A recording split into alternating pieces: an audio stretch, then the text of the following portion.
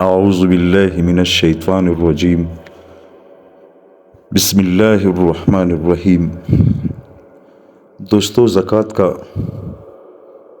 دوسرا حصہ، جس کا پہلا حصہ کل آپ کی خدمت میں بیان ہو چکا ہے،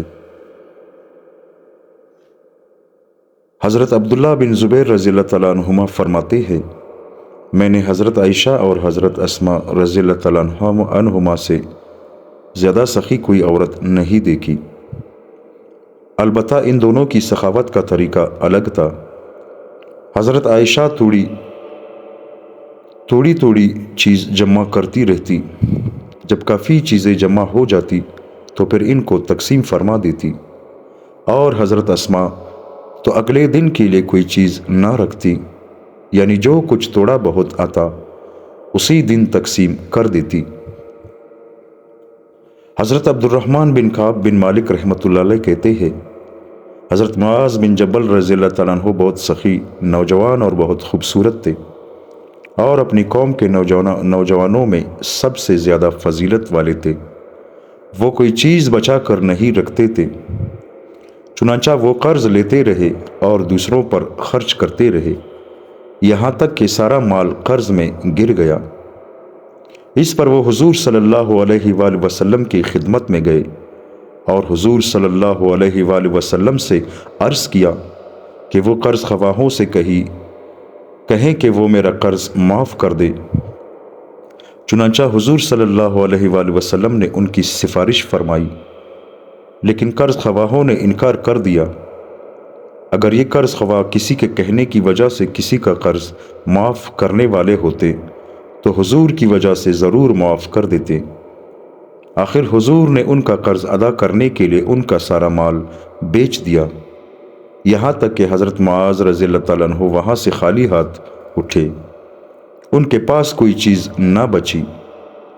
جب فتح مکہ کا سال آیا تو حضور صلی اللہ علیہ وآلہ وسلم نے ان کو یمن کے ایک حصے کا گورنر بنا کر بھیج دیا تاکہ ان کے نقصان کی تلافی ہو سکے۔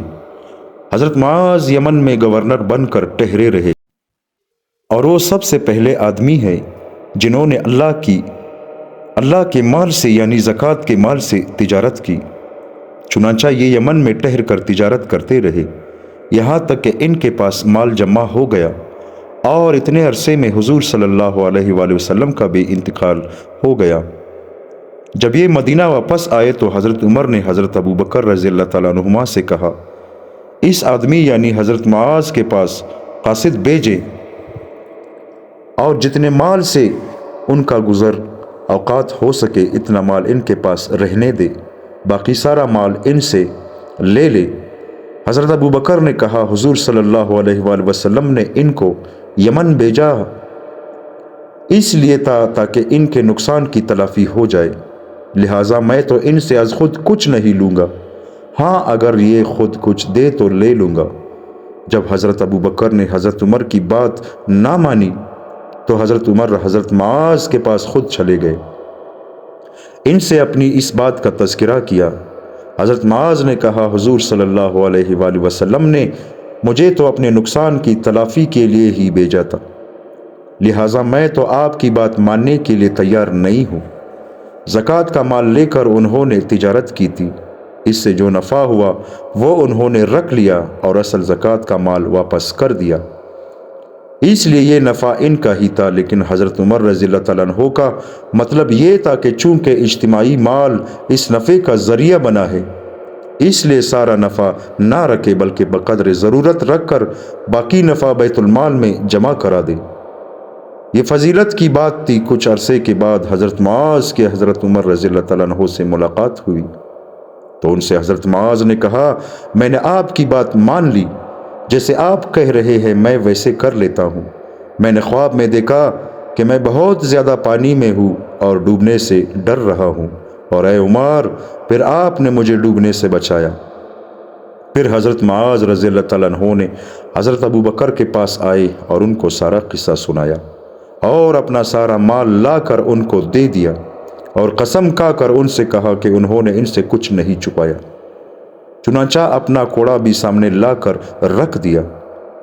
حضرت ابو بکر نے کہا، اللہ کی قسم، میں تم سے یہ مال نہیں لوں گا، میں نے تم کو یہ ہدیہ کر دیا ہے۔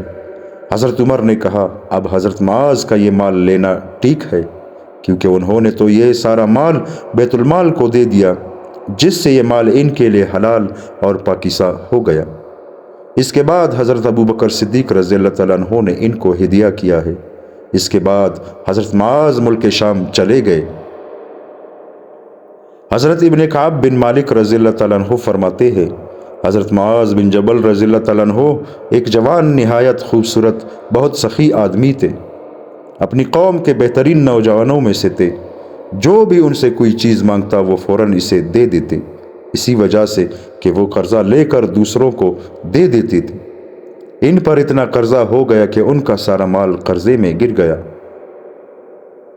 حضرت جابر رضی اللہ تعالیٰ عنہ فرماتے ہیں حضرت معاذ بن جبل رضی اللہ تعالیٰ عنہ لوگوں میں سب سے زیادہ خوبصورت چہرے والے، سب سے زیادہ اچھے اخلاق والے اور سب سے زیادہ کھلے ہاتھ والے سخی تھے۔ اسی سخاوت کی وجہ سے بہت سا قرضہ اٹھا لیا، چونکہ سارا دوسروں پر خرچ کر دیتے تھے، اس لیے قرض ادا کرنے کے لیے ان کے پاس کچھ تھا ہی نہیں۔ آخر قرض خواہ ان کے پیچھے پڑ گئے تو یہ ان سے چھپ کر کئی دن اپنے گھر بیٹھے رہے، تک ہار کر ان کے قرض خواہ مدد لینے کے لیے حضور صلی اللہ علیہ وآلہ وسلم کی خدمت میں حاضر ہوئے۔ حضور صلی اللہ علیہ وآلہ وسلم نے قاصد بھیج کر حضرت معاذ کو بلایا۔ حضرت معاذ حضور کے پاس آئے تو وہ قرض خواہ بھی ان کے ساتھ آ گئے اور انہوں نے کہا یا رسول اللہ ہمیں ان سے ہمارا حق دلوا دے۔ حضور نے قرض معاف کرنے کی ترغیب دیتے ہوئے فرمایا جو معاذ کا قرضہ معاف کرے اللہ اس پر رحم فرمائے۔ یہ دعا سن کر کچھ قرض خواہوں نے قرض معاف کر دیا، لیکن باقی قرض خواہوں نے معاف کرنے سے انکار کیا۔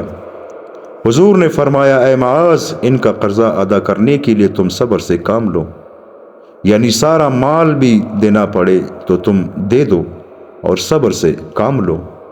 آخر حضور صلی اللہ علیہ وآلہ وسلم نے حضرت معاذ کا سارا مال لے کر ان کے قرض خواہوں کو دے دیا۔ انہوں نے آپس میں تقسیم کیا تو ہر ایک کو اس کے 7 حصوں میں سے 5 حصے ملے۔ اس پر ان قرض خواہوں نے حضور صلی اللہ علیہ وآلہ وسلم سے کہا ہمارا باقی قرضہ ادا کرنے کے لیے انہیں غلام بنا کر بیچ دے۔ حضور نے فرمایا اب انہیں چھوڑ دو، اب ان سے باقی قرضہ وصول کرنے کے لیے تمہارے پاس کوئی راستہ نہیں رہا۔ اس کے بعد حضرت معاذ بنو سلمہ کے ہاں چلے گئے۔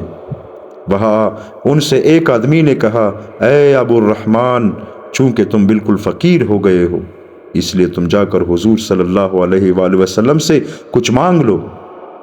انہوں نے کہا میں حضور سے کچھ نہیں مانگوں گا۔ حضرت معاذ کچھ دن اسی طرح رہے، پھر حضور نے ان کو بلا کر یمن بھیج دیا اور فرمایا ہو سکتا ہے کہ اللہ تعالیٰ تمہارے نقصان کی تلافی کر دے اور تمہارے قرض کو ادا کرا دے۔ چنانچہ حضرت معاذ یمن چلے گئے اور وہیں رہے یہاں تک کہ حضور صلی اللہ علیہ وآلہ وسلم کا انتقال ہو گیا۔ جس سال حضرت ابو بکر رضی اللہ تعالیٰ عنہ حضرت عمر بن خطاب رضی اللہ تعالیٰ عنہ کو امیر حج بنا کر بھیجا، اس سال حضرت معاذ بھی حج کے لیے آئے۔ 8 ذی الحجہ کو دونوں کی حج پر ملاقات ہوئی، دونوں ایک دوسرے سے گلے ملے، پھر دونوں نے ایک دوسرے سے حضور صلی اللہ علیہ وآلہ وسلم کے بارے میں تعزیت کی، پھر دونوں زمین پر بیٹھ کر آپس میں باتیں کرنے لگے۔ اور پھر حضرت عمر نے حضرت معاذ کے پاس چند غلام دیکھے۔ حضرت عبداللہ بن مسعود رضی اللہ تعالیٰ عنہ فرماتے ہیں جب حضور اقدس صلی اللہ علیہ وآلہ وسلم کا انتقال ہو گیا اور لوگوں نے حضرت ابو بکر رضی اللہ تعالیٰ عنہ کو خلیفہ بنا لیا اور حضور نے اپنی زندگی میں حضرت معاذ رضی اللہ تعالیٰ عنہ کو یمن بھیجا تھا، تو حضرت ابو بکر نے حضرت عمر رضی اللہ تعالیٰ عنہ کو امیر حج بنا کر بھیجا۔ وہاں مکہ میں حضرت عمر کی حضرت معاذ سے ملاقات ہوئی۔ حضرت معاذ کے ساتھ بہت سے غلام تھے۔ حضرت عمر نے پوچھا یہ لوگ کون ہیں؟ حضرت معاذ نے کہا یہ تو یمن والوں نے مجھے ہدیے کیے ہیں اور یہ حضرت ابو بکر کے لیے ہے۔ حضرت عمر نے ان سے کہا تمہارے لیے میری رائے یہ ہے کہ تم ان سب غلاموں کو حضرت ابو بکر کے پاس لے جاؤ۔ راوی کہتے ہیں حضرت معاذ کے اگلے دن حضرت عمر سے پھر ملاقات ہوئی تو حضرت معاذ نے ان سے کہا اے ابن الخطاب آج رات میں نے خواب میں دیکھا کہ میں آگ میں کودنا چاہتا ہوں اور آپ مجھے کمر سے پکڑے ہوئے ہے، اس لیے اب تو میری یہی رائے ہے کہ میں آپ کی بات مان لوں۔ چنانچہ ان غلاموں کو لے کر حضرت ابو بکر کی خدمت میں حاضر ہوئے اور ان سے کہا، یہ غلام تو مجھے ہدیہ میں ملے ہے اور یہ غلام آپ کے لیے ہے۔ حضرت ابو بکر نے کہا، ہم تمہارے ہدیے کی تمہارے لیے منظوری دیتے ہیں۔ پھر حضرت معاذ وہاں سے نماز کے لیے باہر نکلے اور انہوں نے نماز پڑھائی تو انہوں نے دیکھا کہ وہ سب ان کے پیچھے نماز پڑھ رہے ہیں۔ حضرت معاذ نے پوچھا، تم کس لیے نماز پڑھتے ہو؟ انہوں نے کہا، اللہ کے لیے۔ اس پر حضرت معاذ نے کہا، اب تو تم لوگ بھی اللہ کے ہو گئے ہو، اور یہ کہہ کر ان سب کو آزاد کر دیا۔